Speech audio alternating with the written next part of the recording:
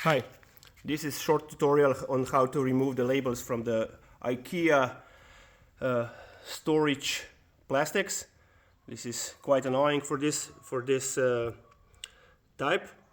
What you need is compressed air and this gun, and in the most cases the labels came off really easy.